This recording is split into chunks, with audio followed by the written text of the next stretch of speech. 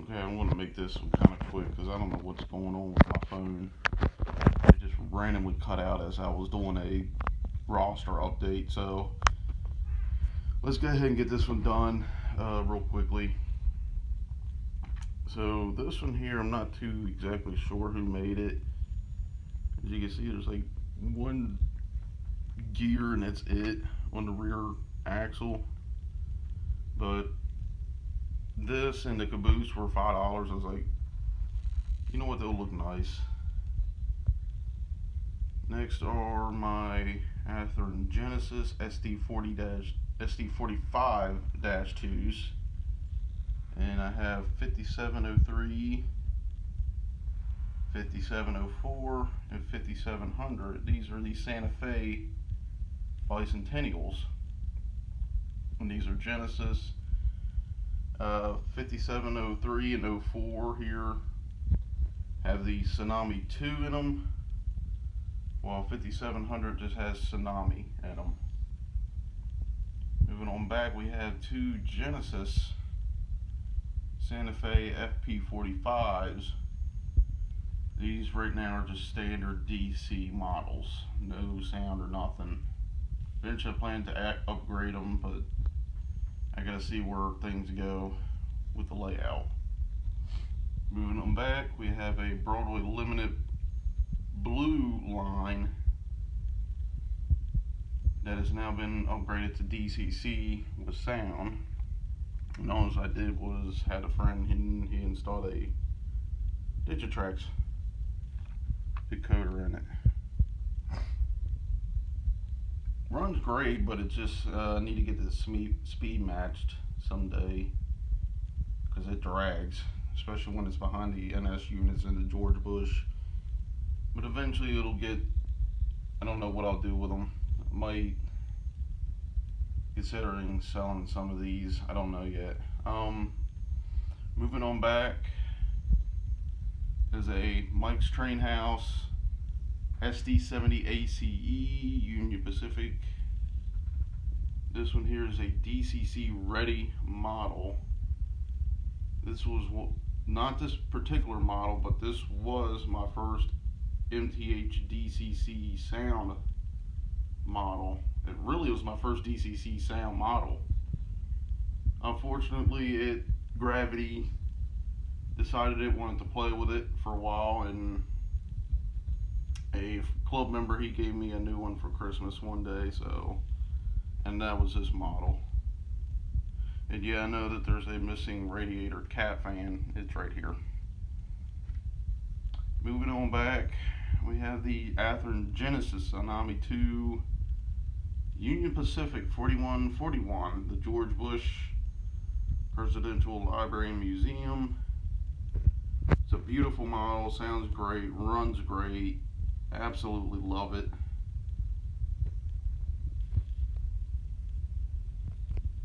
Really just a beautiful model overall. Moving on over here real fast, I have my only heritage unit.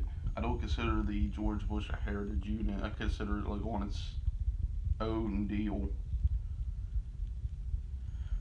Is Norfolk Southern in the original NS paint, 8114, and this is a Intermountain Gevo. This one just has DCC in it. It's a good little model, actually. I like it. Moving on back, we have two ready to roll Genesis models. These are the P40s, I believe, or P42. Somebody will know. Eventually, these will get downgraded, and I'm going to get some FP40 models for Amtrak, because that's what I'm going to be modeling mainly, is that time period. Over here is my very first high-end model at the time. This is a Atlas Silver Series -840CW in the BNSF swoosh scheme. I had two of these. The other one I gave to a friend, and eventually this one will be given to him as well. if we ever meet again. Good model, but going out of my time period. Moving over here, we have two of the MTH SD70M-2s, and these ones are in the Norfolk Southern modern day scheme. Both Paragon, or not Paragon, but Protosound 2.0, I think these were, 3.0, I can't remember. Good models, absolutely love them. Enjoy running them every time I can. They especially run great with the George Bush. You've seen videos of them, so if you haven't, I encourage you to go watch them. So behind them are, I believe these are Athearn, old Athearn, like blue box or roundhouse models, but they don't really run that well. I need to get them looked at someday, because I do want to kind of get them running.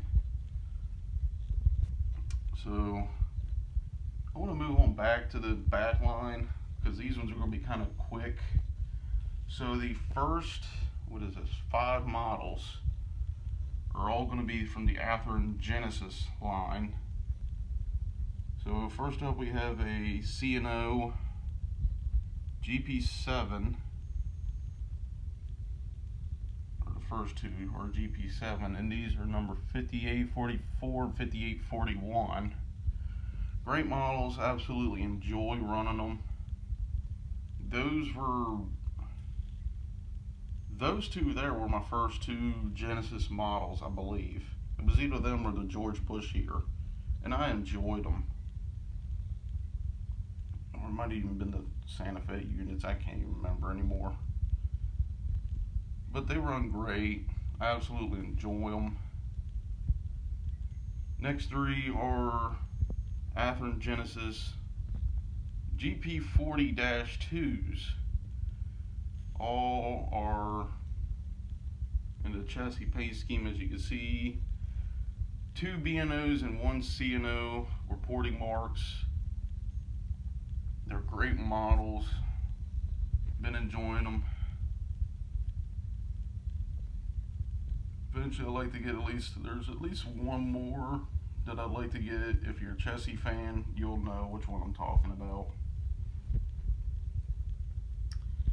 Moving on, next is a Overland Models brass model. This is Western Maryland 4356. There's no numbers on the side. I need to get some eventually. That's how it came. But it's a good model. I haven't really ran it. I think maybe once or twice. In front of it right here, we have a Sunset Models Overland, or not Overland, Circus Train, that's what I was trying to say. This is a Pacific Model 462. It's a good little model. I actually think I've ran it quite a few times, and it runs great for its age and everything. It's really freaking cool to watch. Moving on back, or before I get on ahead on that, I do have 2 of the models that ran behind this of the Circus Train, and the next goal for me, since I got most of my major purchases, that being the cabooses down there and chassis system engines, which I want to get a few more eventually someday, but in due time. But I do want to collect all the circus cars. I do got 2 of them, so eventually I need to get a couple more and search for them. Easier done than said. Next here are, as y'all know, these 2 are the ones that everybody seems to envy is me, but yet nobody has pulled the trigger on purchasing them, or especially at least this one when it came up.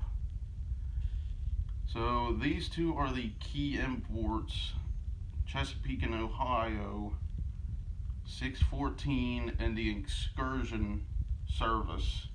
Now, what does that mean? Normally, your tenders kind of look like this. You got about an equal amount of capacity for fuel, whether that be coal or oil, and water. However, these ones have an extended bunker for the coal, and normally they would have had a auxiliary water tender in the back. These are great models. They run smoothly, as any brass enthusiast would tell you. They're great models. The firebox door does open on them. You've all seen them. This one here, the one that's in the Chesapeake and Ohio paint scheme, this one was a recent acquisition, and it's going to stay like this. It'll run, but I'm not doing anything to it. I want to keep this pretty much pristine as possible. I mean, just look how beautiful it looks. Now for this one down here, depending on how I can do my layout, which I might be able to squeeze it off, I doubt it, but in order for this one to run, I would have to use a large oval just to barely even get around this room. It could be done, but it would be stretching this poor girl. 22 she doesn't like, and I don't think it will work on 24s. I think it'll barely just get by with 26. I think 28s would be pretty much its shoe for this engine to run. So eventually, well, before I get to that, however, if this cannot be ran in here, I still have the Broadway Limited Brass Hybrid, and eventually that one will be sent off to be repaired. The decoder in it fried, and I was going to send it off to Broadway Limited, but times had gotten rough at the time and I had no money, so it held off. And after I think they only do like a year warranty, it expired. I was like, God dang it. So is it off the track? No, it just looks like it. Okay. But eventually, I would really like this one to be ran, if I can.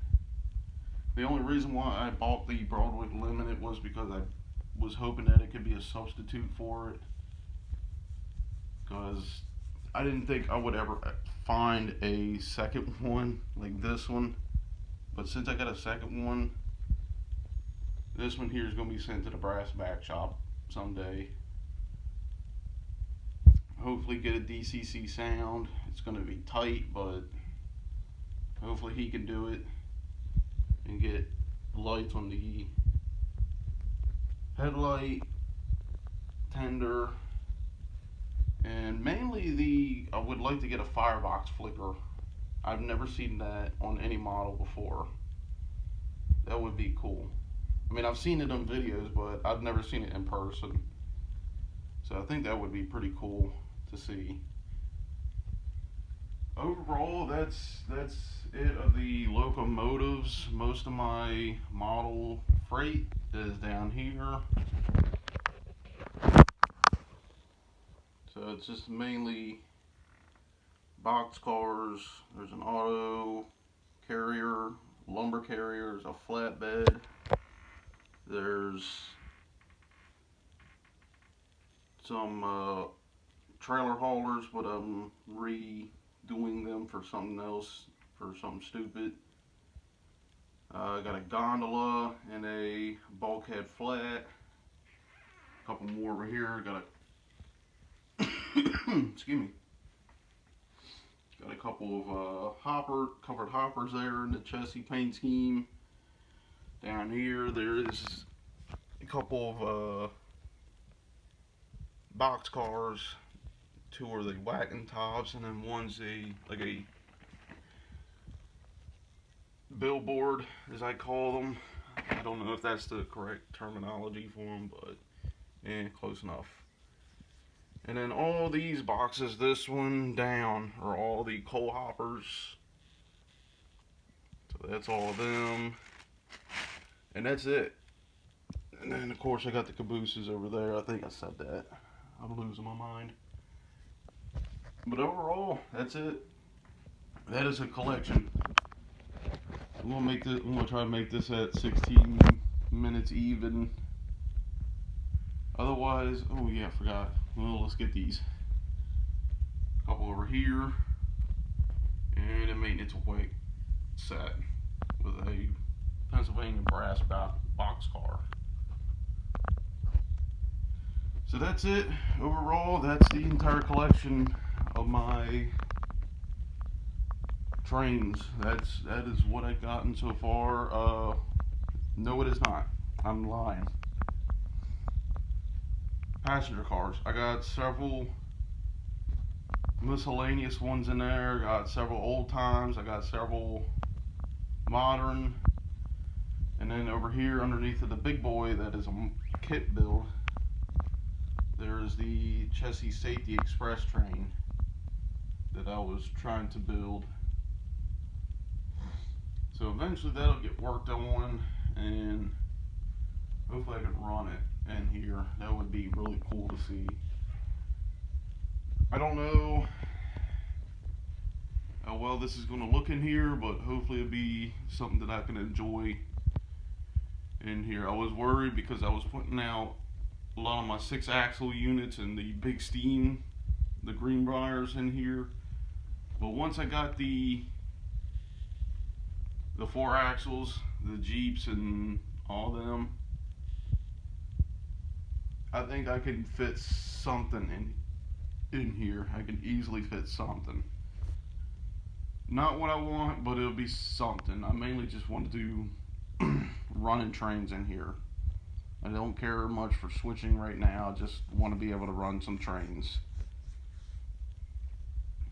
Other than that, that's about it, guys. I hope you enjoyed the roster update. And until next time, let me get it at 18 seconds here. I'll talk to y'all later.